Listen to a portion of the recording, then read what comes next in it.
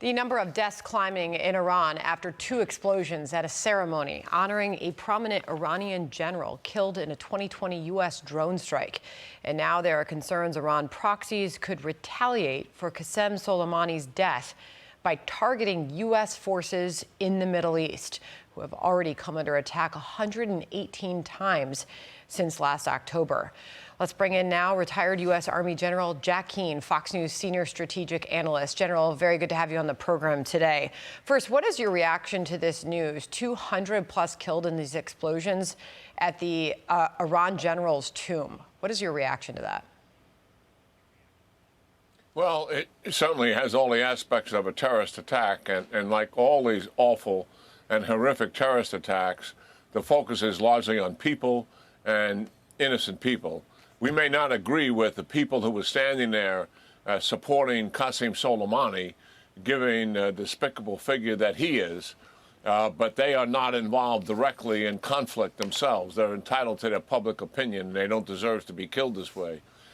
We don't know, I think. We're just speculating who's involved here. I doubt seriously that the Israelis are involved. I mean, they, in working with resistance groups, and by the way, Sandra, it's not well known by the American people how much the resistance groups in Iran have been assisting the Israelis with the assassination of 4 to 5 scientists and nuclear leaders, military leaders as well, and then that very dramatic Operation Raid on a warehouse in 2018, led by the Israelis, but much of the troops on the ground pulling out 2 tons of archived information on the nuclear stuff was done by the resistance group.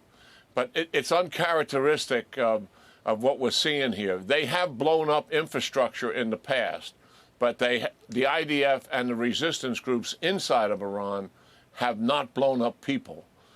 Who have done that are the Sunni terrorists, who may likely have a hand in this, being they so fundamentally disagree with the Shia-led government in Iran. But we're just speculating here. And I think eventually we'll know who did it. All really important points. Meanwhile, we are getting some updates out of the State Department this hour. A briefing being held there where the State Department just said, General, that the United States, we've been running the banner at the bottom of the screen there, the United States was not involved in any way and has no reason to believe Israel was involved in these explosions in Iran. That is per the State Department just a few moments ago. This also just in from the State Department, General, and I'll get your response to this. The U.S. remains incredibly concerned about the risk of the Gaza conflict spreading to other fronts. To what degree are you concerned that that will eventually happen, General? Well, you know, it's stunning to me, that statement, because it already has happened. Isn't it a fact that the Iranian-backed militias in Iraq and Syria have attacked our bases scores of times since the October 7th attack? Isn't it a fact that the Houthi rebels sponsored by the Iranians have shut down virtually 50% of the traffic flowing through the Suez Canal because they're conducting attacks on the shipping lanes despite the escort ships there by the United States? The Iranians have expanded the conflict. Certainly Hezbollah is attacking northern Israel. It's been measured. Their center of gravity is the thousands, tens of thousands of rockets and missiles they have that can reach any city in Israel. They have held back from that. And listening to Nasrallah's speech earlier today, the head of Hezbollah in Lebanon, I think he will continue to be measured and not escalate to the scale that he certainly has the capability to do, which certainly would be a significant challenge for the Israelis. But the Iranians have already escalated, and for the life of me, I don't know why we keep wringing our hands about the Iranians and are so feared by the fact that they will escalate if we take decisive action against them. I've never seen anything quite like it, that this administration is so unwilling to confront who the major oppressor and aggressor is in the region, Iran, and the fact that they are pulling all the strings here. Because let's be clear, this has been the Biden administration and the president himself, warnings after warnings to Iran since October 7th. Watch this. Listen. Made it clear to the Iranians, be careful.